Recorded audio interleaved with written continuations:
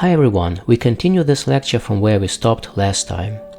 As a reminder, our central question was how to optimize the Sharpe ratio with the help of machine learning. In the last lecture we have shown that if we know the probability density of the future price changes, we can use it to calculate the optimal positions, maximizing the Sharpe ratio. Our first instinct then was to use machine learning to build such a model that generates the full probability distribution for any input values of features, and then use these distributions to calculate feature-dependent positions, maximizing the Sharpe ratio. However, we found that this approach is far from optimal. Instead, we explored an alternative, building two predictive models, one for the mean of the future price change and another one for the mean of the squared price change. We demonstrated that the optimal position, maximizing the Sharpe ratio, can be obtained simply by dividing the prediction of the first model by the prediction of the second one. This method is already practical, effective, and quite powerful. Now here is the twist. We probably don't want to follow that approach for the same reason we avoided predicting the entire probability density function. Remember that in the end we don't actually need the mean and variance as two separate numbers. We also do not actually need two means, one for the future price change and another one for the squared future price change. What we really care about is a special combination of these two numbers, given by the formula for the optimal position, the one that maximizes the Sharpe ratio. If we build two separate models, one for predicting the mean of the future price change and another one for predicting the square of the future price change, we end up estimating twice as many parameters, which we do not really need in the end. So in the end we would predict more than we need, and this is not data efficient. Instead, if we directly predict the optimal position, we only need one model. Even better, when we train the single model, it will naturally learn how to balance accuracies of the mean and the variance, making the best possible trade-offs so that the resulting positions are as good as they can be. To illustrate this point, let us look at the formulas on the screen. The original approach would be to build two models, one predicting the mean of the future price changes. This model stands in the denominator and has its parameters denoted as A1, A2, and so on. Another model should predict the mean of the squared price changes. This model stands in the denominator and has its own parameters denoted as B1, B2, and so on. However, you can just build one model calculating the optimal positions directly. This model has just one set of parameters denoted as D1, D2, and so on. So, how can we build a single model that returns the optimal positions directly? We know that optimizing squared deviations during the training produces a model that returns the mean of the distribution, and optimizing absolute deviations give us the median. So, is there a measure we should optimize during the training to get a model that returns the optimal positions, which, as we already know, should be equal to the mean of the distribution divided by the sum of the squared mean and the squared standard deviation? Yes, there is such a measure, and you already know the answer. We started with it. It is, per definition, the Sharpe ratio. That means we need to optimize the Sharpe ratio during the training. Let us take a closer look at how that works. We start from a pandas data frame which contains one feature and one target. Let us first look at what is normally done in machine learning. We start with some function, we can also call it a model, to generate predictions using our features as input. Next, we measure the distance between these predictions and the targets, either using the absolute difference or the squared difference or something similar.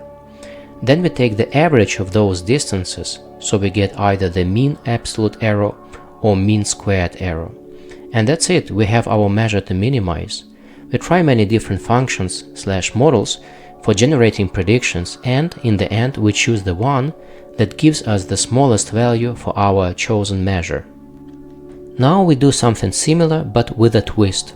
As before, we start with a function that generates predictions using features as input. Then, instead of calculating a distance between the targets and predictions, we multiply our targets by our predictions.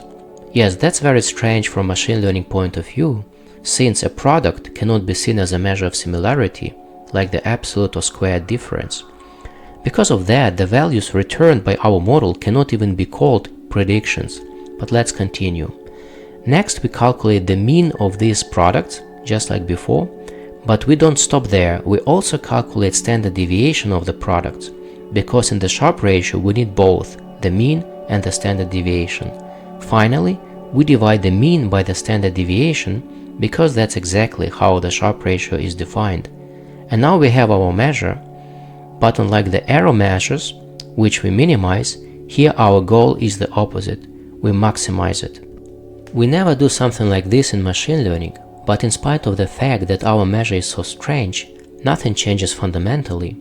All the methods of machine learning are agnostic to measures. They do not care what measure you want to use. As a matter of fact, there are many different measures in machine learning. If you do not want to minimize mean absolute difference, but instead you want to maximize Sharpe ratio, no problem, let it be. Yes, the measure is so strange that you cannot use the term predictions anymore, because what you generate with your model is not supposed or expected to be close to targets, but machine learning is still in the game. Please note that by following the above described approach, we get rid of the intermediate step. Before we estimated means, maybe medians, variances, and then having these predictions, we combine them to calculate optimal positions. Now we calculate optimal positions directly, without a need to deal with these intermediate steps. The problem we face now is that none of the models in scikit-learn or in any other major machine learning library can be trained to maximize the Sharpe ratio. That's a real pity, because it means we lost access to all the big names. Linear regression, support vector machines, k-nearest neighbors, decision trees, random forest, XGBoost, neural networks, you name it. None of them is available to us any longer, because none of them can be trained to maximize Sharpe ratio. One way around this would be to re-implement all these algorithms from scratch. But as you can imagine, that's a massive job. You would need a skilled team working on this for years. Fortunately, there is another way, a simple, elegant way. In fact, it is the second secret I am going to reveal in one of the future video lectures. It turns out there is a neat trick, a hack, a method that lets you take any of those machine learning models I have just mentioned and make them maximize the Sharpe ratio directly. How does it work? In all our examples, we wanted to predict the future price changes, and therefore we used them as targets in every model training. In contrast, within the proposed method, we will first apply a special nonlinear transformation to the price changes to get new targets for the training. So instead of the price changes, we will use modified or transformed price changes. Second, we apply another special nonlinear transformation to the original price changes to get weights. Now we use these new targets and the weights to train any machine learning model available in any machine learning library. The only requirement is that the model should support weights, which is the case for most of the machine learning models. During the training, we should minimize the mean squared error, which is arguably the most standard measure in machine learning, and as a result we get a trained model whose predictions maximize Sharpe ratio. I wasn't able to find this method anywhere in spite of its obvious importance for algorithmic trading. And by the way, this method is not some sloppy approximation. We will demonstrate that it always finds the best possible model optimizing Sharpe ratio.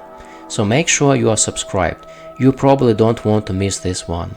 Once you know this method, the full power of all advanced machine learning libraries will be available to you for building trading strategies.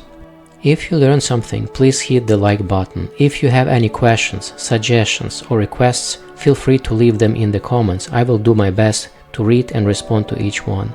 And don't forget to subscribe so you don't miss any new videos. Thank you.